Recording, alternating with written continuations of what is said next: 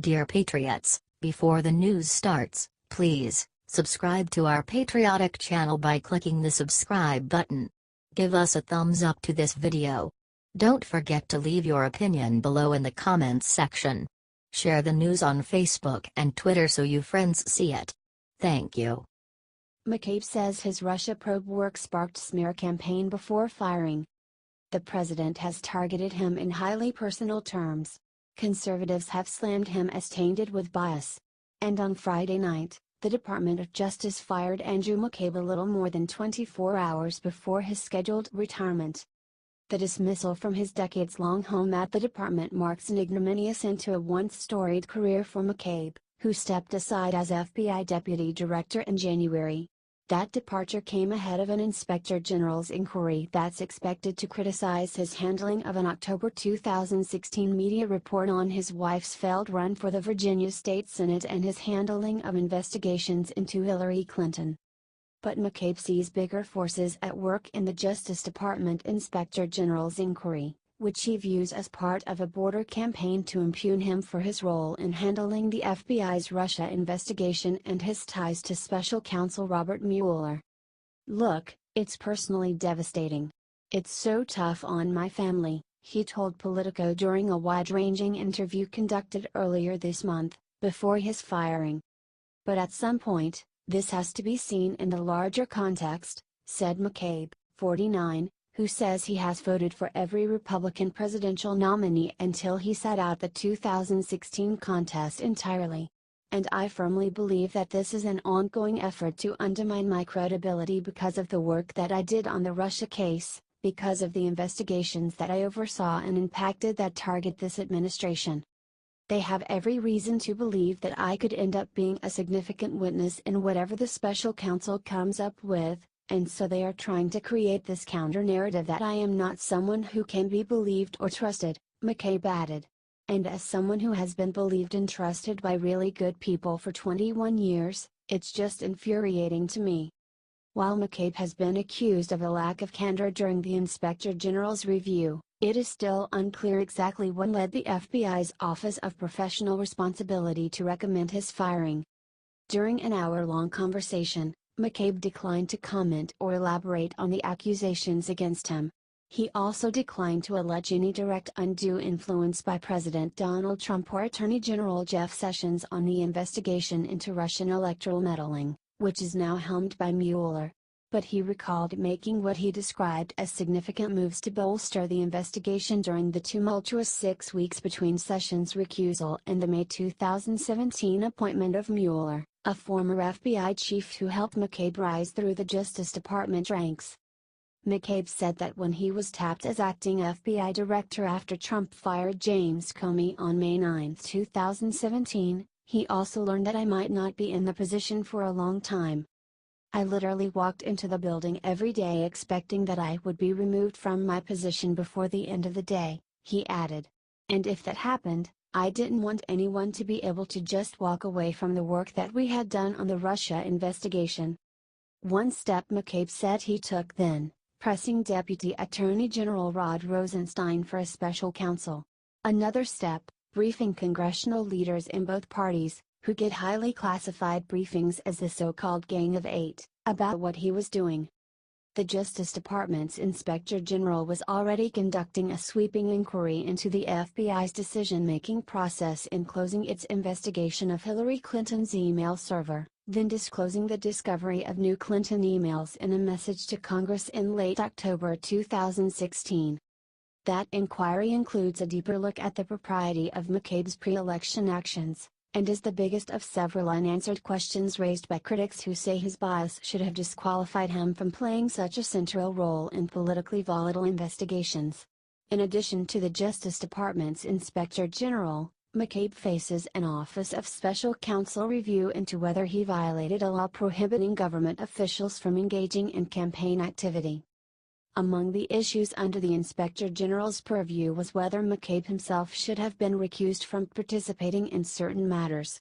Fuel for that political conflagration, which ultimately snuffed out McCabe's career and now threatens his full pension, stems from Wall Street Journal reports in October 2016 that raised questions about $467,500 in contributions that his wife's state Senate campaign received in 2015 from the Political Action Committee of then Virginia Governor Terry McAuliffe, a close Clinton ally. Republicans have cited the six-figure donation as proof of a pro-Clinton bias by McCabe and the FBI more broadly. "That's a lot of money for one state Senate seat," Senator Chuck Grassley, chairman of the Judiciary Committee, said last year during an FBI oversight hearing, warning that a cloud of doubt hangs over the FBI's objectivity. But McCabe's most powerful foe may reside at 1600 Pennsylvania Avenue.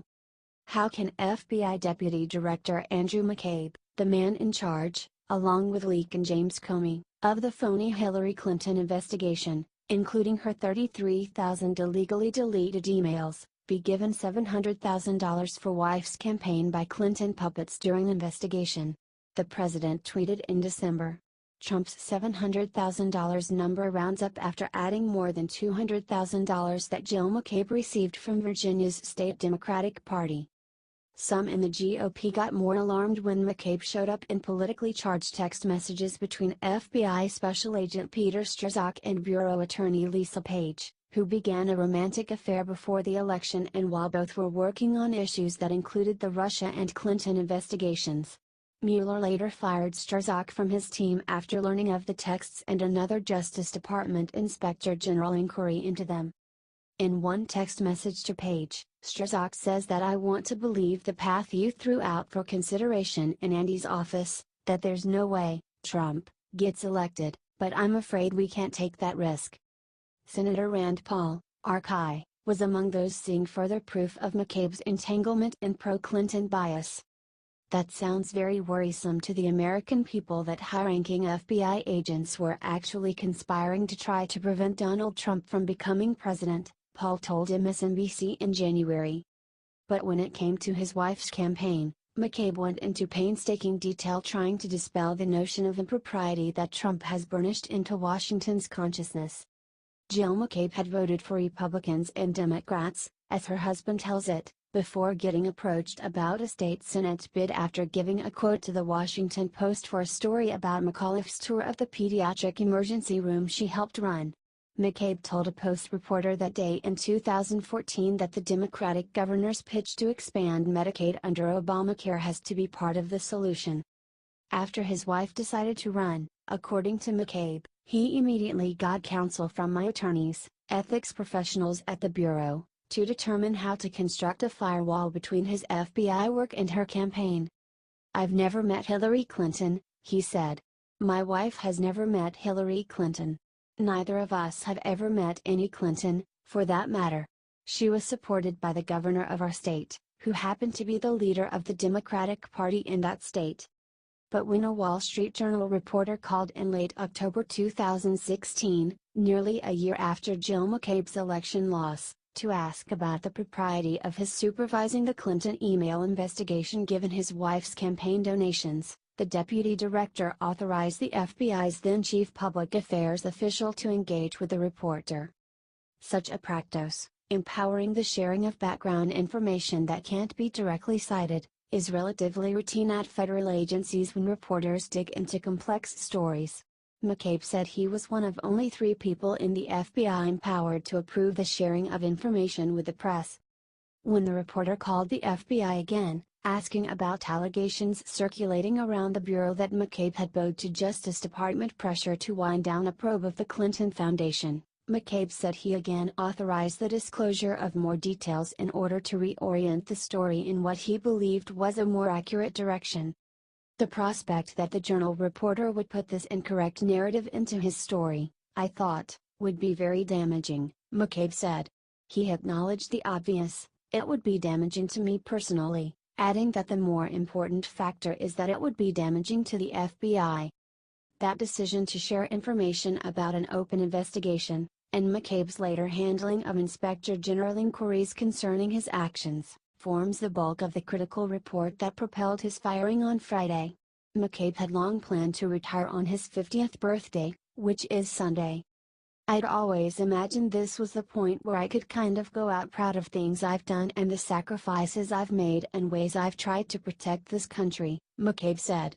"To think that my reputation has now been, or will be, eroded by this, it's mind-boggling.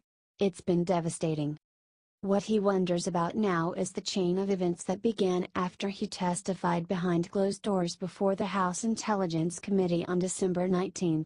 Within hours, as McCabe put it, leaks to the press revealed that he had told lawmakers he could corroborate Comey's recounting of conversations with Trump before the president fired his FBI director. And soon after that, as McCabe tells it, he heard that the Justice Department Inspector General would expedite the portion of its long-planned report on the Clinton investigation that related to him. FBI Deputy Director Andrew McCabe is racing the clock to retire with full benefits, Trump tweeted on December 23. 90 days to go? I don't know if anyone from the White House or within the department influenced the IG, McCabe said. It's a striking coincidence. One that can't be seen outside the context of the president's own public communications. The Inspector General's report has yet to be released, but McCabe was feeling its black mark on his future even before his firing. When it finally does come out, he predicted, it will attempt to bolster the claim by Trump allies that previous FBI leadership was corrupt, was politically biased, politically motivated. For some people, like the president and others who are intent on undermining me for the reasons I've stated, it will be very satisfying, McCabe said. I think most people will be like, really,